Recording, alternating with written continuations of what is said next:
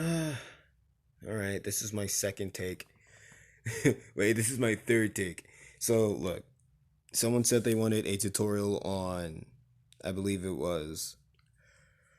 I'm tired. I'm very sorry. I'm tired. On the points. Now, specifically, the effects the points can simulate. And I'm not sure if they wanted a specific point or all of the points, so I'm going over all of the points. So, we have the 32 point, the 16 point, the 8 point, and the 4 point. Now, I would show you how to make the points all over again because I've done it 2 times already, but I just simply don't want to anymore. So I'm just going to explain it like this. First off, what you want to do is you want to go into Stick Creator, all right? You want to go into the Stick Creator and you want to keep that one basic default node that always comes with Stick Creator, but you want to make it invisible, all right? You want to make that stick figure invisible and you want to make it stretchy. Now you want to go back to the main node that controls its overall movement, like its position, and you want to add another random stick figure or stick figure segment to that main node. And you also want to do the exact same process to that. You want to select it, you want to make it stretchy, and you want to make it so skinny that it's invisible. And depending on how many times you do that, you will have that many points. So I did that 4 times with this. These are all separate stick figures, which is why this little line is here and pops up whenever I select the main node. This is a separate segment. This is also a separate segment. But because they're stretchy, they can go in any form, any shape, in any position I want, as long as I move this part and do it the way I did it, that I explained. So, I believe that's easy enough as far as an explanation. Now, on to what I use them for. The 32 point. This big guy right here, this dude. I don't use him often. Why? Because I simply don't feel the need to make anything extremely complicated.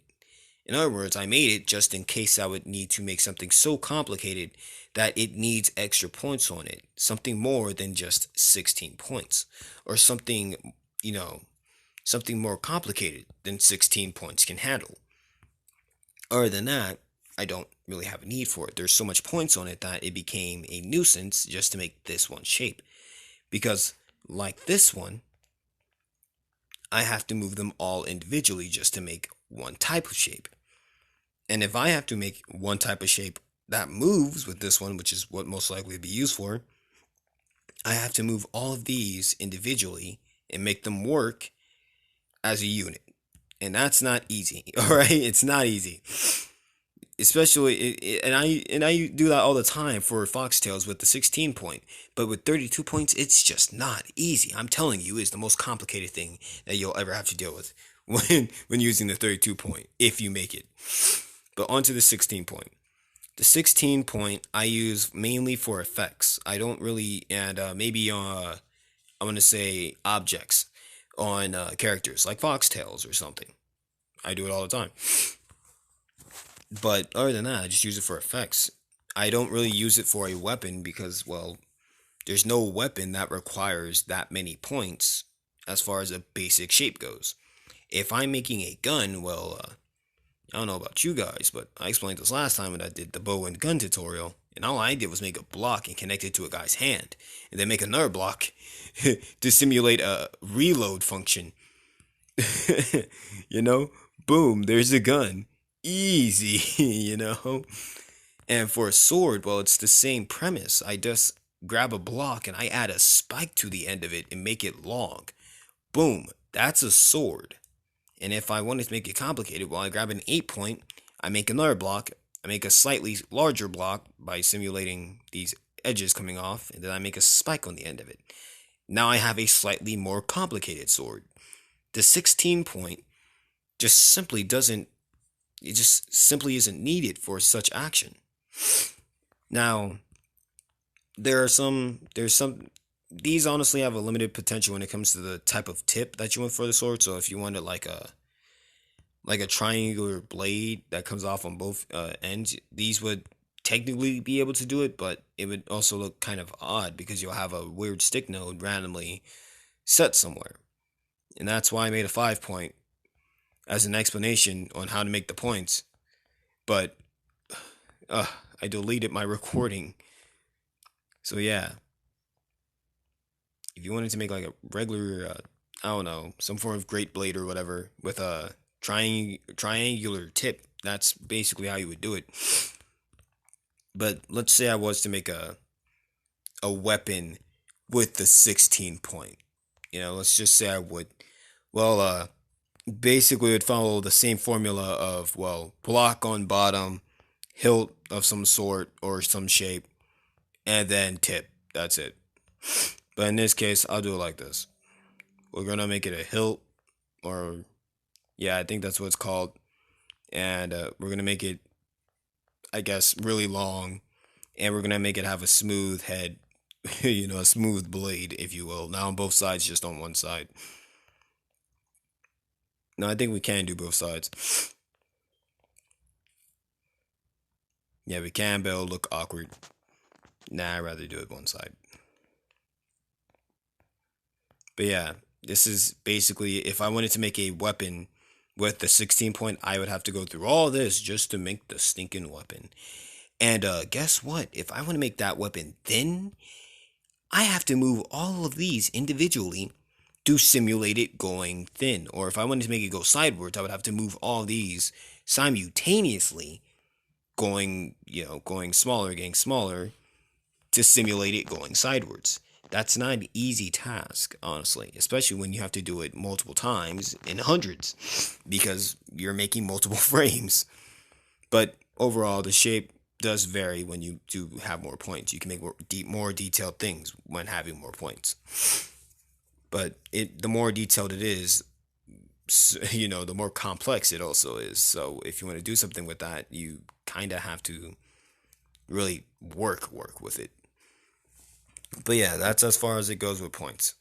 Now, when it comes to, as far as the objects at least, when it comes to effects, which is a totally different premise, well, technically, this is an effect.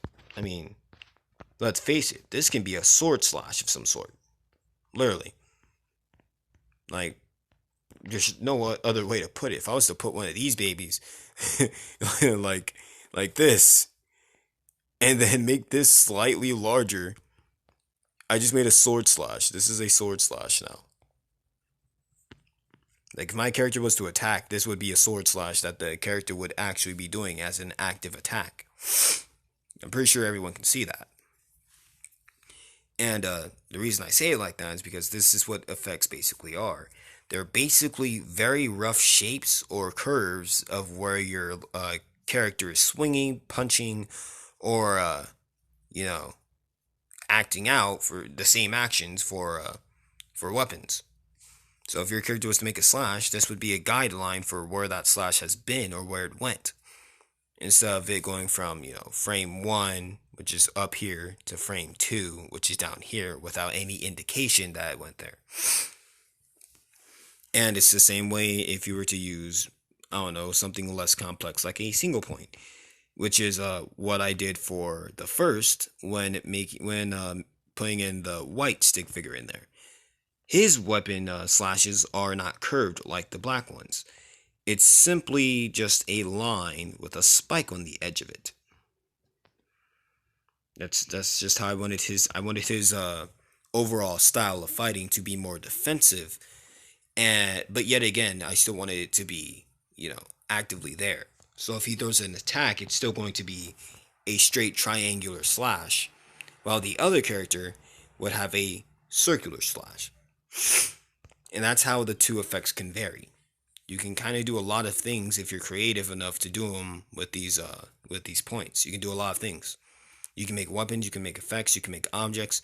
Heck, you can even go as far as to do something like this.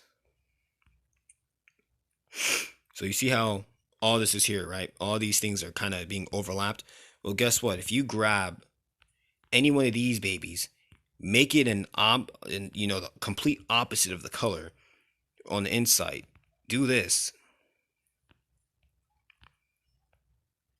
You can make some very strange looking stuff. And I did do this for a tutorial once, and I couldn't find it afterwards, so I don't know where it went.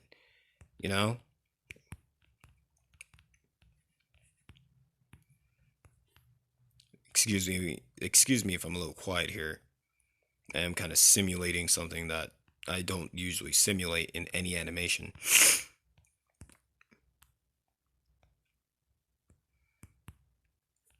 I'm pretty sure you can see where I'm going with this, though. You can do a lot of stuff with this if you simply just think about color, position, and the object itself. But yeah, you can do some very strange looking stuff. Like for instance, this. I think that looks pretty stinking cool. Not gonna lie, I can make some pretty cool looking art with just that alone. Just saying. But yeah, I think that just about wraps it up for the points. When it comes to their effects, they do have a lot of applications, but it mainly depends on what you choose that application to be. It can be a weapon, it can be an effect itself, it could be an object, it can be anything. It can even be an element like water if you use it right. It can be fire as well. It can be lightning. If you know how, it can be stinking light. All right, or darkness, for instance. It could be antimatter. It could be anything, as long as you know how to make it. All right, it can even be a shadow. So yeah, when it comes down to it, all of these effects or the points are able to simulate all of these things. And if you are talented enough, you can even make 3D characters out of these things. I'm not kidding. You can make actual 3D characters. Forget stick figures. You can make actual 3D moving characters if you know how to use these. So I cannot stress this enough because I want to see someone make something incredible from this stick figure. Make this stick figure and fiddle around with it. I don't care what you guys do with it. I'm giving you guys free reign of this stick figure, all right? If you don't know how to make it, I'll go over it real quickly again. You go into Stick Creator, you go to the stick node, you leave it there, the default one that shows up. You go to the main stick figure that controls its entire movement. You make another separating segment as much times as you need a point to be there, and you connect them all after making them all invisible and stretchy with a polyfill. All right? And yes, this is what I do. This is what I do to make all of the effects and swords and weapons and stuff, all right? So yeah, you guys have free reign of this stick figure. If you can make it, first off, tell me and I'll go to your channel and check it out. And I want to see what you guys did with it. You know? If anyone even wants me, even if anyone really cares if I even know. But if you do, let me know in the comments and I'll check it out immediately if you made it correctly and if you know how to use it. And then I want to see what the heck happens.